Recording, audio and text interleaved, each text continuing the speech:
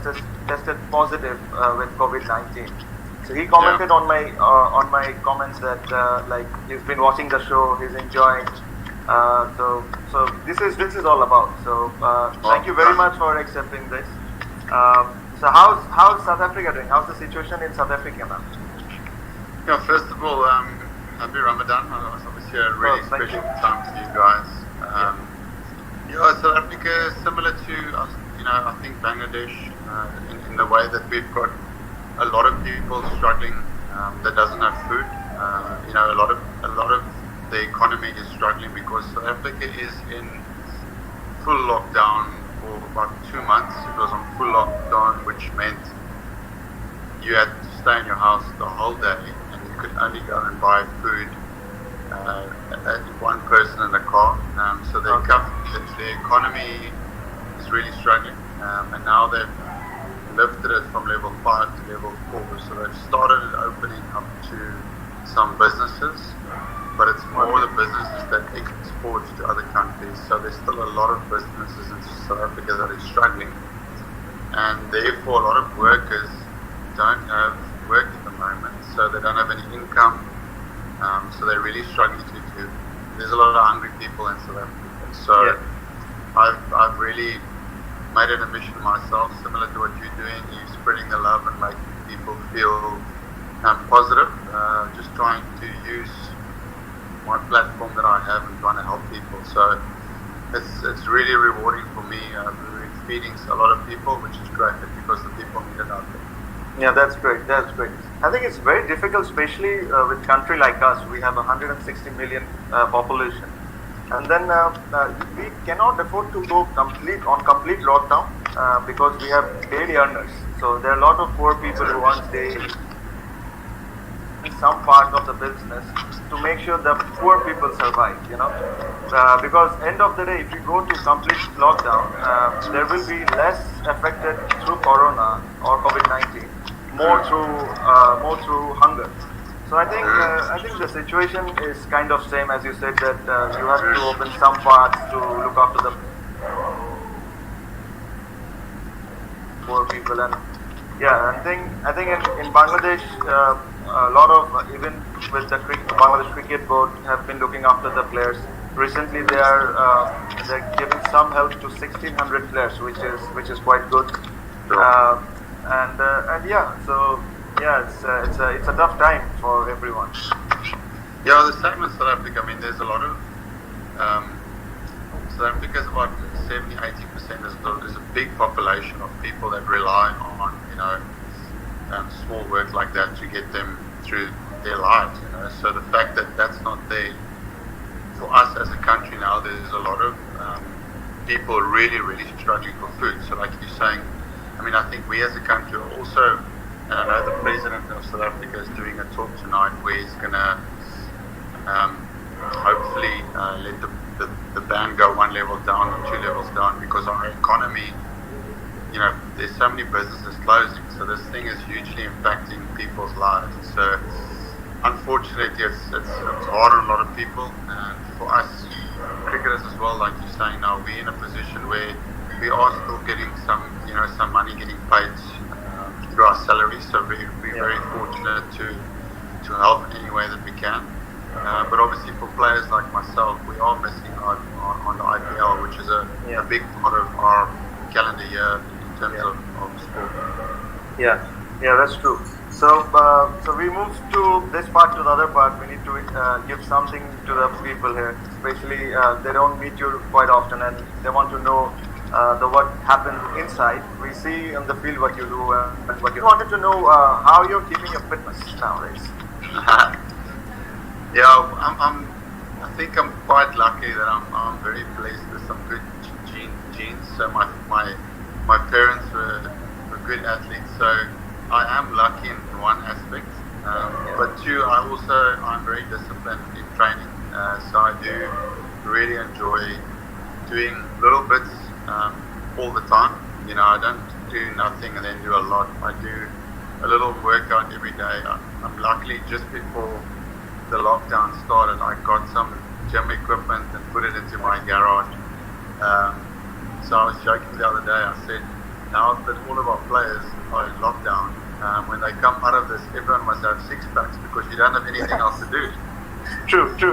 I think fitness won't be an issue. The skill part might be. Yeah. Fitness, everybody's doing something or the other. You got no excuse. You got right now. So I think, True.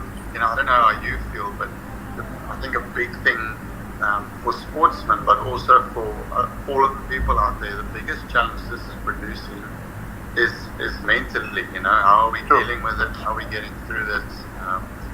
So I've gone through periods where I felt, it's a tough day today, but then you just go and say, okay, I just need to go and do some work in the gym or go for a walk or whatever, just to make sure your mind is happy. True. I think we probably will need some more time to get rid of all this, because when the things improve, I think it's not like a click of a finger. Things improve will be normal. I think we will take some time to get back to normal life. Definitely. I mean, I was listening to someone speak the other day, and he was saying, like, what is normal life? Is it gonna, how long will it take for us to get back to what we used to know is normal? So now for us, the normal might change completely. I was reading, they're talking about giving us a wax to shine the cricket balls. Yes. All of that stuff. But I think, I don't know how you feel, but obviously safety is a big part of what we do. But also, we want to get back to playing cricket as well. We want to do everything for playing cricket. I'm all for that. Yeah, there's some positive sign. Some part of the Europe, especially in soccer, they're planning to start in June. So some positive sign. Let's see. I think we will be on the right track. How do you feel about playing in front of no crowds? I don't like it. I think it will be like batting on a center wicket. I think you should play Bangladesh and India without crowds, because that will go in favor of you. When you play you guys, the fans are just it's impossible to play against because your fans are so amazing. Oh yes. Our fans are very emotional, very passionate, very good. I don't know you know that or not. Our 90% of team management is South African now. Yes. So we got Russell as a head coach. Yes. How are you enjoying Russell? Russell is quite good. I think I've just did one series with him. I think it's quite interesting. It's quite good. He has a lot to offer, I think, to Bangladesh. Neil have been there for last 2 years. Neil is amazing, I think. Yeah. The way he looks after the young ones and the seniors, I think is very, very good. Ryan. I also enjoyed working with Neil McKenzie as a batting coach. He's really good. Yeah. Do you know Ryan Cook? Yes, I know. Yeah. So he's the fielding coach. Very nice guy, lovely guy. Yeah. No, you've got good people. That's what it's all about. Getting good people in helping. Yeah, and then we got your head coach, Otis. Oh, you got him in as bowling coach? Yes, we got him as a bowling coach. Also, send him back away. Yeah, and then physio is also South African. Who's the physio? His name is Julian. Oh, I don't know. That's good. So I think good people there. Good people. I spent a lot of time with Russell and with Mackie and with Otis. As captain, your captain, the coach, they build a relationship. They become friends. So I still speak quite regularly with both Russell and with Otis. They're very good. Yeah, I think I enjoy Otis the most. I think he's chilled, eh? He's very good. He's good. He's rapid with his stick. Whoa! Oh, he's too quick. No, very quick. I have some dodgy fingers. And his ball, because he throws from so high, the ball is like always here. Yeah. So he hit me on the finger once. I said, not again. And there's no mercy with him. No, he just wants to test you on the short ball. Yeah. So no, it's good. So Faf, I wanted to ask you. You've played with Bangladesh quite a few times. I remember from 2011 World Cup where we played in Mirpur. What's the difference you feel with the current team and the team with the past? I think you definitely, like in the past, you felt like maybe you relied on one or two players. Like if you got those 2 wickets, where now you play, it's like you can see there's a growth in the team in terms of there's a lot of other players coming through. And also, I mean, obviously spin is always something that's really good. Like Shakib's always been an amazing spinner, but I feel like now there's more spinners coming through. But also your fast bowlers are getting better, which is always a big thing for subcontinent teams. So I think that's always a challenge for you guys when you go overseas. How good is your seam attack, your fast bowlers? Your batters are, because you're playing against more of the international bowlers now. Like, I mean, you just did hundreds every game when you play against all the teams now from overseas. Like that World Cup, you guys impressed me huge amounts. Like, I'll be honest, I didn't expect you guys to be that good. Like, I thought you'll be good, but like hot and cold. You know, you'll play one great game, and then one average game. Yeah. But you were one of the most consistent teams in that tournament, and your batting. Yeah. So that's very very nice to hear from you. Smoked us. Yeah. So it was a great game. And then you know that I've been appointed as an ODI captain now. So I think thank you. But as soon as I got appointed, we got into lockdown. So there's something going on. So anyway, it gives you time to get yourself ready for the season. Yeah, true. But I just wanted to ask you, when I see you, when you were captaining South Africa, I see a lot of passion, a lot of pride. You take a lot of pride when you're in the field. I just wanted to ask you that what's the most difficult part is being as a captain? That's a good question. I think it changes. Like, you know, when I first started captaining, for me, it was getting your senior players to buy into what you want to do. So because then I wasn't the obvious captain at the start. So then there was a plan and a purpose for me to get the senior players to have my back, to support me. And then that happened. That unfolded. Then I had the senior players had a really great leadership group. And then it unfolded to the last couple of years of captaincy where, you know, there was a lot more that fell on my plate than just cricket. So there was a lot of stuff, that I had to deal with away from the cricket field. You know, there was this and this and this and this and this. Something.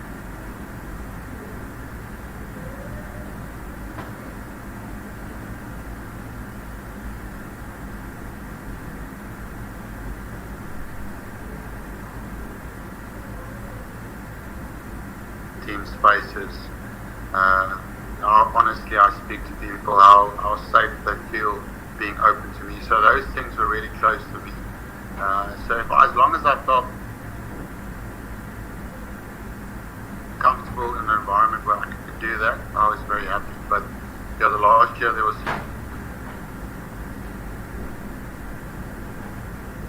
felt like there was a lot more energy required from me to go away from just that. Yeah. And I'm sorry to bring back this part is the 2015 World Cup. It was a very emotional game for you guys. I understand. I don't want to go into what happened during the game because we all saw it. What happened after the game? Because I know as a player, we feel bad. It takes a lot of days to come out of those kinds of things. But you as a captain is a totally different feeling because you're the one who are making the changes. You're the one who are taking all the critical decisions. But when you lose that kind of a game, how do you feel and how do you recover from it? You're talking about 2015 or 2019? No, 2015 World Cup, that semi-final loss. Yeah, so 2015, AB was captain. Oh, sorry, AB was captain. AB was captain, but I'll answer your question because I remember it very well because still today, like, I have never been that broken about a cricket match. Like, you know, you win and lose a lot of cricket games. Most of the times when you lose, you're disappointed. But that game specifically, I have never seen so many grown men, like, absolutely broken. Like, half the team was crying, And it's like, South African, the change room was absolutely broken, and we had to stay on 2 days longer because we couldn't get flights back to South Africa. So for 2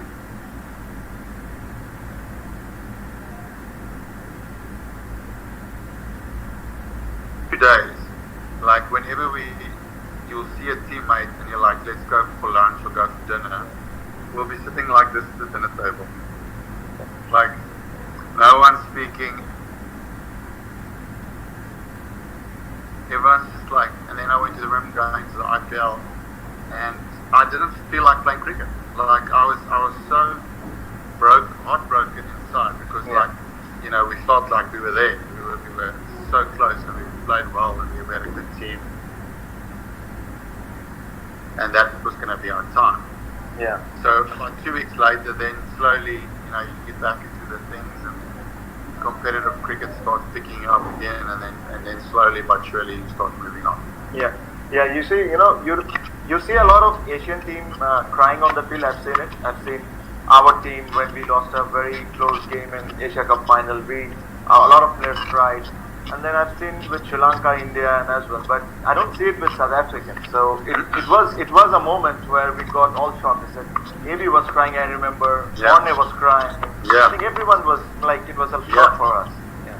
No, I've never seen, like you're right. I've never seen a South African dressing room once, like someone crying. And that day there was half the team was crying. So it showed like that was just a game where like someone take your heart and they just rip it out of your chest. Yeah, that's right. So I got few sources. Okay, I've collected few questions for you. Yeah. Because I have a lot of South Africans with me now in my dressing room. I wanted to know, there's something happened on your debut test when you're about to go to bat. Yes. Do you remember? Yeah, my shoe fell off. You slipped through the stairs, didn't you? Yeah. So I went down the stairs. You know Adelaide, when you go out of the dressing room down the stairs. Yeah. So I was nervous as hell, and I wanted to like jog down the stairs to get to the pitch. And because I jogged down, the back of my heel slipped my shoe. So half my shoe fell out of my foot. Okay. And I tried to kick it back, but I couldn't. And when you have to put a shoe back, you have to take your glove off, you have to put your finger in your shoe. So I tried to get it in, but I couldn't. And then I had to kneel down and put my finger in the shoe. And as I'm kneeling down, the Adelaide crowd is standing like this next to me, and they're just swearing at me. So as I walk on the pitch, I go, okay, that's an absolute disaster. It can't go worse from here. So just go out there and have some fun. So that's one good part with Bangladeshi crowd. Whatever they say, you don't understand. But in Australia, you do understand because they're speaking. I understand. But the difference is Bangladesh fans are not a lot more polite than Australian fans. Yeah, they are very polite, and they actually get innings where you and AB had to bat day and a half to save the test match. Yeah. Can you go through that innings? What were you two talking, and what exactly happened? Because it felt like unreal.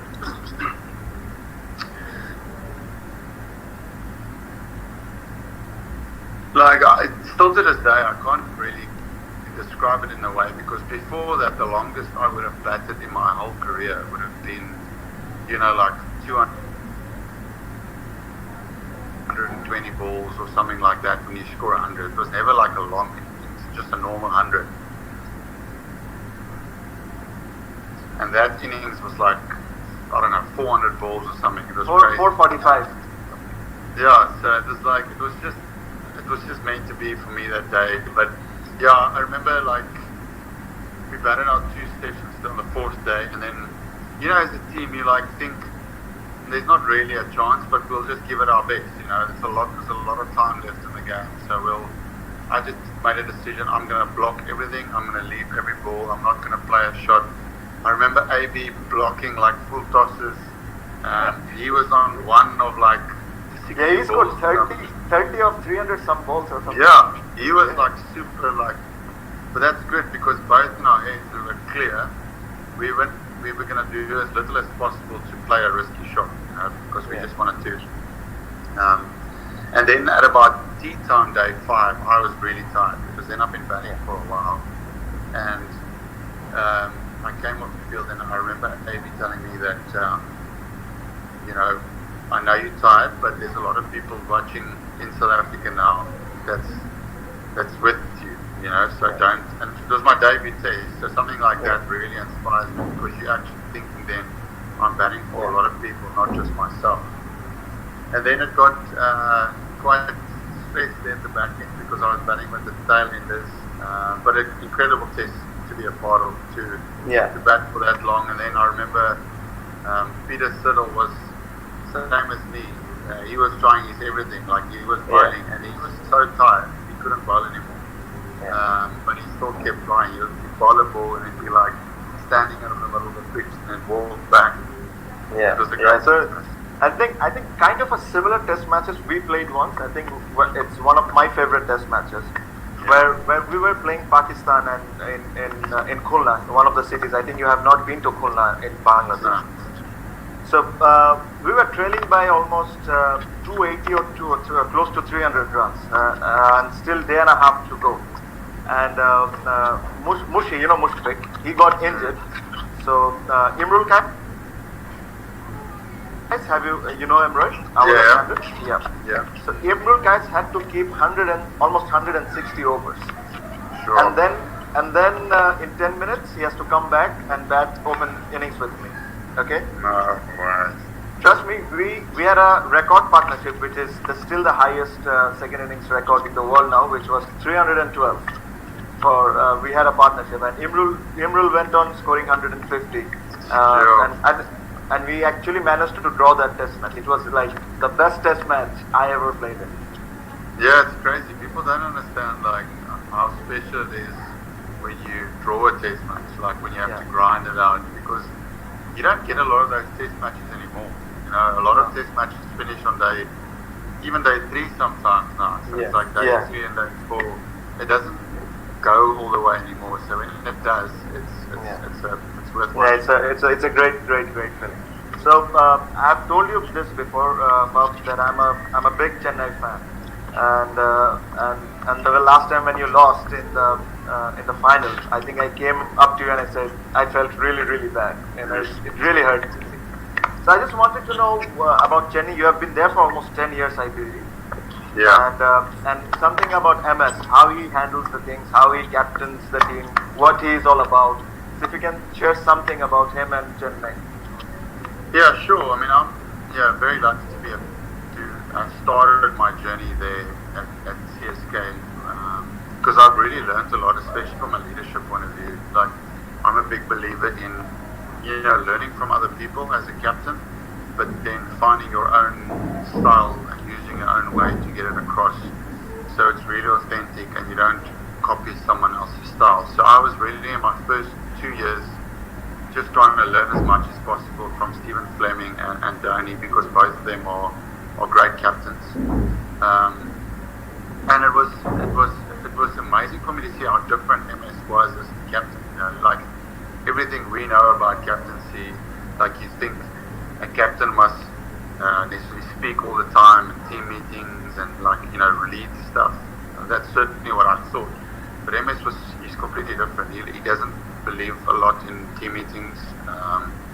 He's a very instinctive captain, so he's got such a good cricket brain that he relies on his cricket brain to give him the right. He trusts his gut on the field to make the right decisions.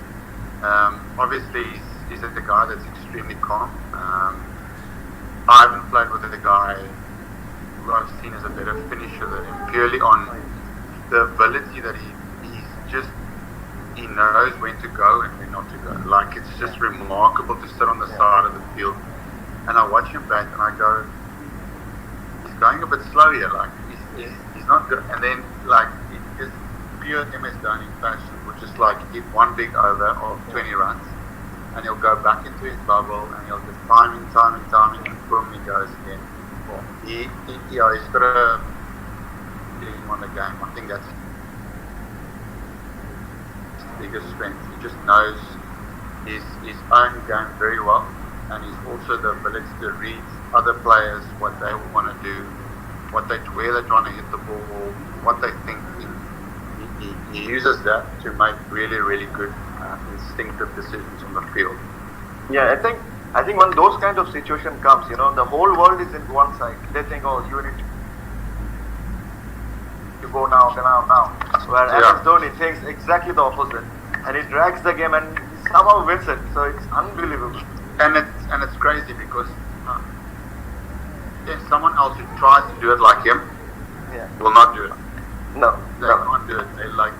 They will try and wait for too long, and then they'll either get out, and then you lose the game, or they don't have the ability to hit the ball as far as he does. So he's just so unique.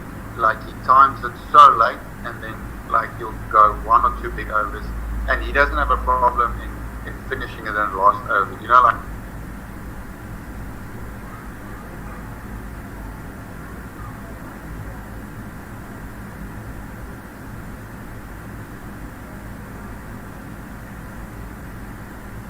I know my game, I know what I can do, and he picks one bowler that he's going to take down. So if he feels someone is a threat, that he'll actually block. He'll block. Like, I'm going, what's going on here? He'll block because he knows this guy is potentially going to get me out, even if I get 2 or 3 runs off the over. But the next guy bowling, I'm taking you for 20 runs.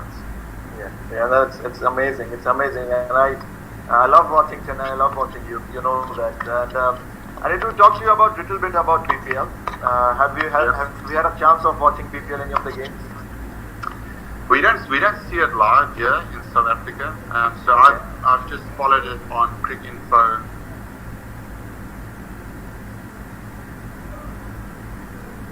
Facing my team.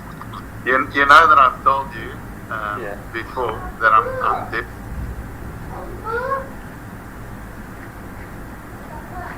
I'm coming to play Bangladesh cricket. I don't know if this is the right place to talk about. Talk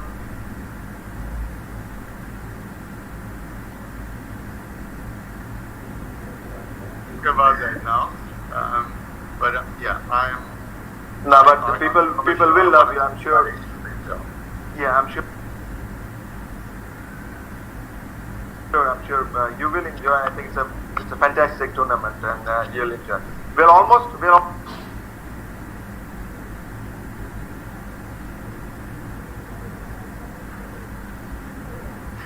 11 versus the game got cancelled because your team was too good. So so I was kind of helping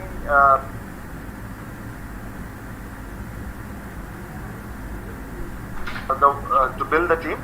So as soon as I was getting good bowlers, I said no, we don't want it for the World 11. So I was making sure we get all the good bowlers, and then we don't get. You played naughty there. You gave me the B team, and you took that B team. No. I think I'm sure in some stage we will host it as soon as we get rid of this virus, and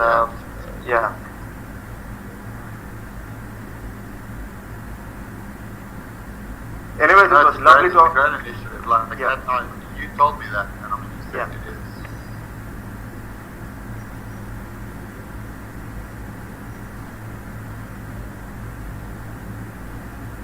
What do you think about the World Cup? Do you think it will go ahead or what? I'm not sure. I read that traveling is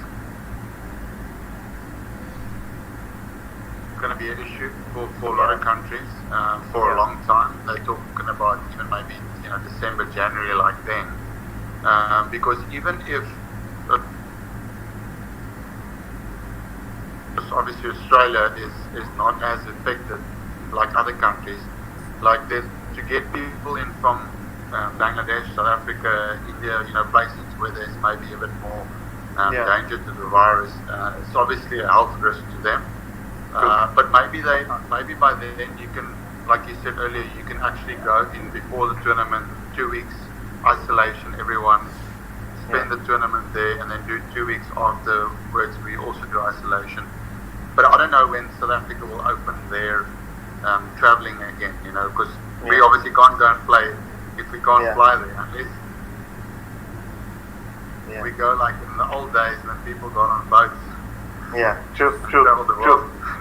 So we're almost at the end. I will like you to wish the Bangladeshi fans the Eid Mubarak, because our Eid is coming very soon. I think in a week or two we'll be celebrating Eid, which is the biggest occasion in Muslim community.